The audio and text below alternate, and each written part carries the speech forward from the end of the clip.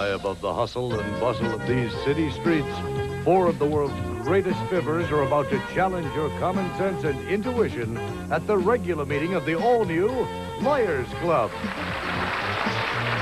Introducing, from Perfect Strangers, Miss Rebecca Arthur. From It's a Living, Mr. Paul Kreffel.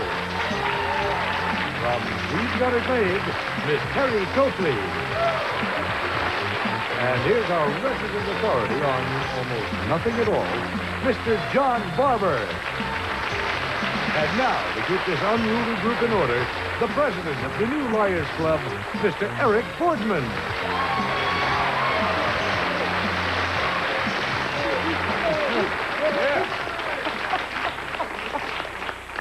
Hello and welcome to the new Liars Club. Yes, I'm Elvis Presley on the live and hosting the show. No, that's a lie. That's a lie. In fact, I'll leave all the lying today to our professional prevaricators over here. How you doing today? You look more like FBI.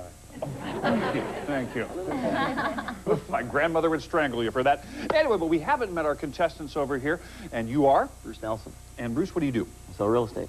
Ooh, swampland or? Yeah, any kind of swampland. Any kind of swampland. He's the guy to talk to. Bridge, yeah. Sitting next to you is? Marianne. And Marianne, what do you do? Just a housewife. Oh, don't say just a housewife.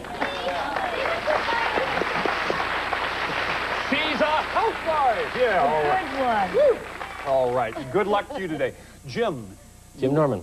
And what do you do? I sell computers. Just a computer salesman. Not at all, no. And finally? I'm Janice Minskett. And you are Accounting clerk. accounting clerk? Yeah, for a major soft drink company.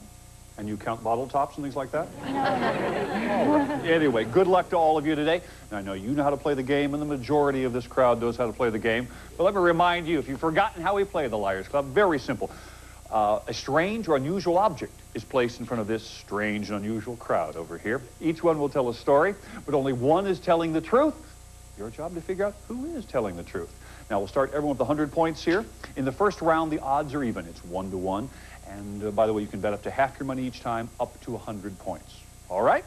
And by the way, one more thing. We play 4 rounds here. If you indeed get to all 4 rounds correct, what will they win?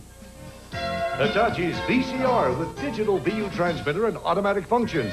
Just touch the remote control for an on-screen guide to programming and playback procedures. Furnished by Hitachi. And Hitachi's 20-inch color TV with random access remote control. On-screen channel volume picture control. Cabinet designed for beauty and durability. Furnished by Hitachi. Those are the rules and those are the prizes. We're ready to play round 1.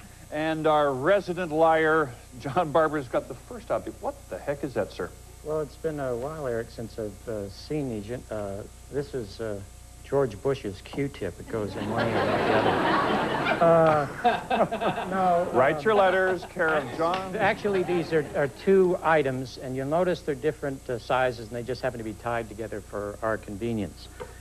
These are the most difficult musical instrument to play is the bassoon.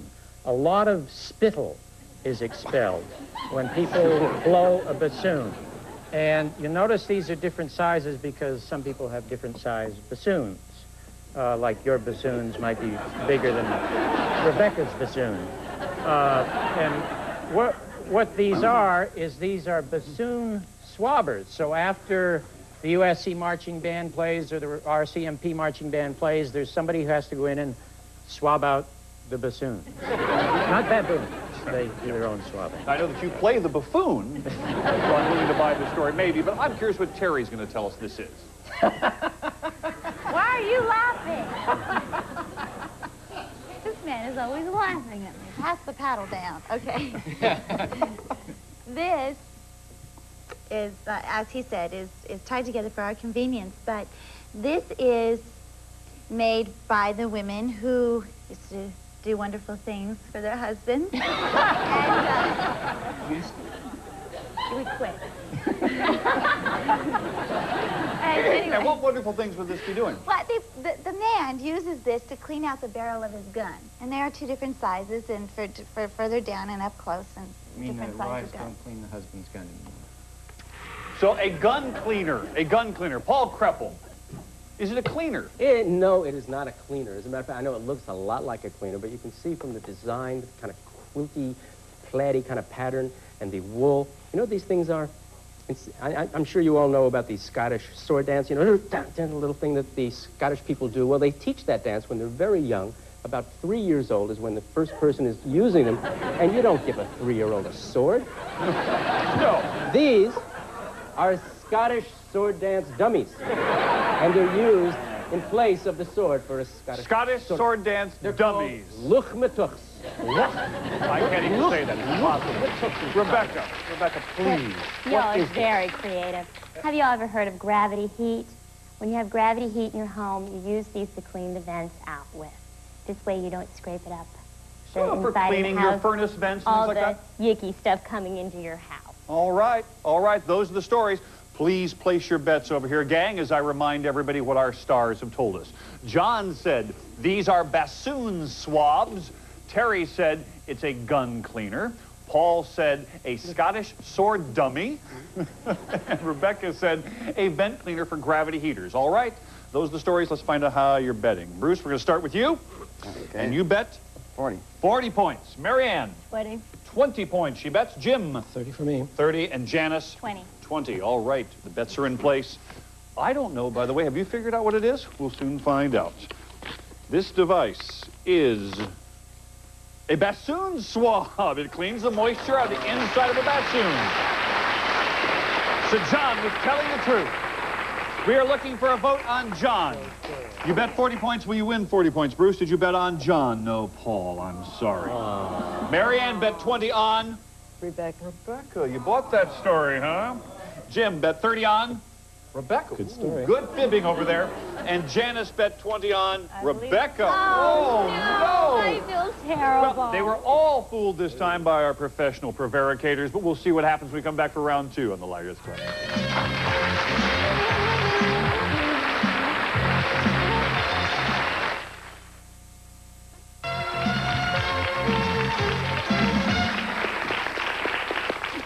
We've been cleaning our bassoons while you've been away, and now we're ready to play round 2, and things are exactly the same, except the odds are doubled. You can double your points this time, all right? 2 to 1, and we're ready to start with Rebecca with her object. What is it? Okay. Now, you've got to believe me. This is truly what this is. This is an antique English tie presser. It even says on here, Tailor and Outfitter, A.A. Norman, Wandsworth Road, or something like that. But what you do is you put your tie in there. Not those clippy jobs, the real tie. Okay, the ties these way. They press them in here, put these little things up, and then they go to bed. I'm telling you. Oh, God, believe me. Please, okay? Wait. Anybody who says clippy jobs certainly is telling the truth. Yes, All right. It's not those wimpy clippy jobs. It's real bow ties. This is a tie presser. Yes, and you just stick it in like that, go night-night, wake up in the morning, and you have a pressed Paul doesn't tie. need it. His ties are always well pressed. I am telling you the truth. I mean, no Melanian Wadsworth Radzik. This is an Armenian cheese straightener. Armenian string cheese is placed inside of this. It's an antique. They don't use them anymore, of course, unless you make your own cheese. It's an Armenian cheese straightener. But not for clippy cheese. Believe me. No, not clippy cheese. String cheese. An Armenian cheese presser. Straightener. Straightener? Yes. Terry, is it a presser straightener, has is it a another presser? part. What is it? I'm not going to take this doodle apart again, but what it is this is for butterfly collectors. Butterfly collector. That's really gross. That's gross. Well, they got to do it somehow, so they use this guy. So they put the butterfly in there before mounting it. Yes, they, straighten that guy out and keep him stiff and... Ew. All right. Ew. So it's a butterfly press? Is that the word? Let's see, did it work? No, I assume it does. Well, I'm going to buy the story. Butterfly press. She's looking for bloodstains. Yep, it's there. All right. John Barber. Oh, listen, I want to talk to Bruce, the guy that sells marshland. The Egyptians invented papyrus, which was paper, about 5,000 years ago. And until that time, all coinage was silver, actual gold or actual silver. But the Egyptians only used papyrus for writing. It was the Chinese who took it a step further and decided to combine the two. And what the Chinese did is they were the first to develop paper money. And the engraving plates were put inside here, and then that's how they engraved the paper money. Okay, for printing early paper money. Those are the stories. You've heard the tall tales. Now, place your bets as I remind you the tales we just heard. Rebecca said it's an antique tie press. Paul said an Armenian cheese straightener. Terry said it's a tool used for butterfly collectors. And John said it's for early printing papyrus money, paper money. All right. One of those people actually was telling the truth. I don't know who it is. Let's find out how you're voting. First of all, I want to know what kind of points you're betting here and how confident you are. Bruce is ready, and we're set to go, sir. Oh, no, he's rethinking, saying, well, that was a lie, but that was... Okay, here we go. Bruce is betting 30. 30 points here in round 2. Marianne? 30. 30. Jim? 30 points. 30. And Janice? Going for broke. 40. Oh, she says, oh, yeah, you're betting half. All right. Let's find out what it is. Is it a press? Is it a straightener? Is it a papyrus thing? It is for straightening and pressing old-fashioned bow ties. Rebecca was telling the truth. I told you I was telling the truth. So we're looking for a vote on Rebecca. Who knew? Bruce bet 30 points. Will he win 60 on John? You bought the paper money, all right. Marianne bet 30, and she on John. Oh, I'm so sorry. Jim bet 30 on Rebecca. All right. So we have 60 points to your score. And Janice bet 40 on Rebecca. All right. All right, we got a game going here. So, at the end of round 2, Rebecca's in first place with 160 points. We're going to find out who's going to win. We got at least 2 more rounds. Come on back.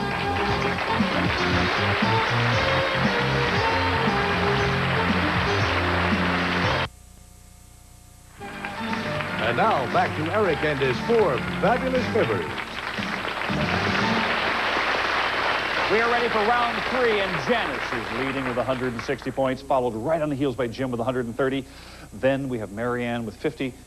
Bruce, bring up the lead. But don't worry, that's important position. Hey, the odds now are 5-1, so the game's going to turn around. Who knows?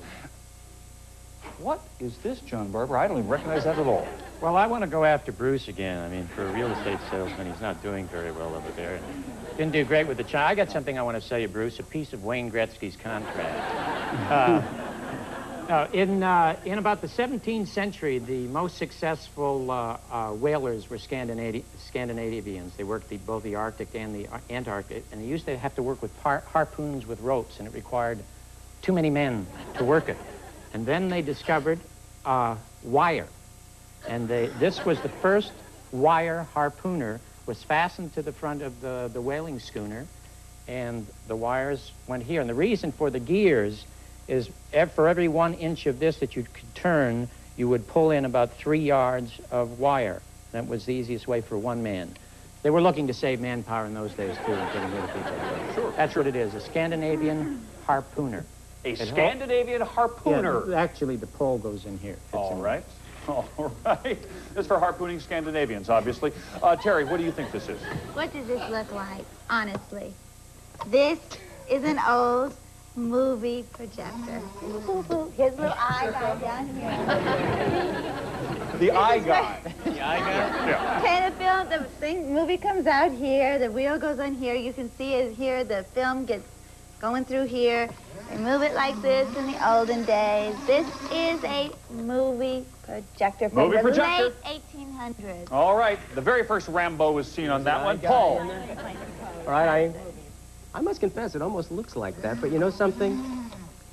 I know from the old sweatshop days that this is a ribbon crimper, and it also, in the same process, would attach a ribbon, which it crimped, to a piece of material for a hemline along the bottom of ladies' garments around the turn of the century. You can see that it would go through here. So it's a ribbon crimper. It's a ribbon crimper and sewing machine attachment. Paul Kreppel says it's a crimper. Notice Say that 10 times fast. Rebecca Arthur. Well, you wouldn't want to put a crimper in your mouth. Go ahead. This is obviously a pasta maker. You stick the pasta in here. It comes around this way. Looky, right here, see the holes? You can have different size pasta, okay? And you just, I mean, it's an ancient one. It is an ancient one, but it is a pasta maker, you say. Maker. All right, those are the tales. Please place your bets over here. I'll remind everybody what our stars have said. John said it was the first wire Scandinavian harpooner. Terry said it's an old movie projector. Paul said it's a ribbon crimper. Yes. Because you'd hate to have crimpless ribbons. And Rebecca said it's a pasta maker. All right, I'm playing along. I don't know who. Bruce, let's see how many points you bet this time. A whole 10 points. 10. Oh, you reckless. He's a crazy fool, isn't he? Marianne bet 20, almost as reckless. Jim said, I'll go the full 30. And Janice says 60. All right, let's find out. Let's find out what that is. It is a movie projector from the early 1900s. So we're looking for a bet on Terry. Looking for a bet on Terry. Bruce bet 10 points. Will he win 50? He bet on Terry. All right, we add 50. Marianne bet 20. We'll see what 100 on Terry. Well done. Jim bet 30 on Paul. Oh, he went for the crimper story. No. And Janice bet 60 on Paul. You also. So things are turning around here. Janice is still in the lead, but but Marianne is right on her tail with 150. We'll find out who's going to win when we come back.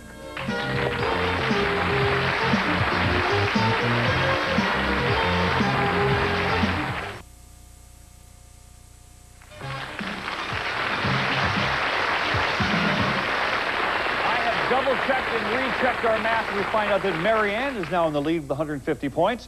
It's a real tight game, and by the way, the final round is 10-to-1 odds, so anybody can win. That's what I like about it. I also like the fact that it's the art corner. So let's find out what is in the art corner today. Give it a spin, please.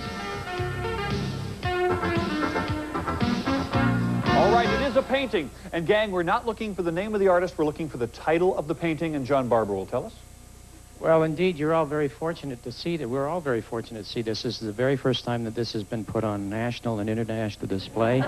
The Westmoreland family in Hollywood, aside from being the foremost cosmeticians in the motion picture and television industry, is comprised of some brilliant artists. And Percy Westmoreland painted this. It comes from his private collection. It's called Zsa Zsa Without Makeup. Zsa Zsa Without Makeup. Yeah. And you ought to see Ava. All right, Terry. Actually, this painting was painted by Wanda Ellerbeck, and it is simply called Grandmother. Grandmother. All right, that's simple. That's simple. Grandmother. Paul. Hi, Eric. How are you? Yes, this is a Wanda Ellerbeck painting, as you can tell. But you'll notice she's looking down, the feel is down, everything is down. And as we get older, we all begin to feel the same expression she has on her face. It's entitled Gravity. Gravity. Okay. Notice If we don't get through this round, I'm going to be looking like that. All right, Rebecca. Do you notice how he stutters when he's lying? Anyway, Wanda Ellerbeck is the artist, but it's entitled Twilight Years. Twilight Years. See the twilight? I sure There's do. the years. Okay. Place your bets. It is the final round. I'll remind you what our stars have just told us. John said it's Zsa Zsa without makeup. Terry said grandmother. Paul said gravity. And Rebecca said the twilight years. Bets are in place. It is anybody's ball game. Bruce, you bet? 40. Marianne? 70. 50. Jim? 50. Janice? 50. 50. All right. As I said, let's find out who's going to win this one and find out who's telling the truth. The correct title is Grandmother. It's by Wanda Ellerbeck. Grandmother is the title. So I'm looking for a vote on Terry. Bruce, we start with you. If you've got Terry here, you zoom into the lead. You bet on Terry. Right. Yes, indeed. He's in first place. Jim, you're in second place. Let's see what happens here. You said Terry. All right. Give him 100 points. Janice. What's behind here? Rebecca, I'm sorry. All right, right now, Jim is in the lead. Marianne, if you're correct, that would be 700 points out of your score. You'll win today. If not, you go home in shame and humiliation. You say Terry? You said Rebecca. I'm sorry. Which means Jim is our winner for today. Congratulations. All right. Now.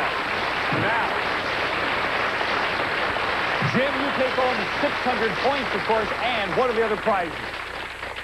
shopping. Plus 6 days accommodations at West Edmonton Mall, one of the world's largest indoor tourist destinations. Features a water park with dolphins, water slides, river rapids, shopping. Plus 6 days accommodations at fabulous Fantasyland Hotel, furnished by West Edmonton Mall.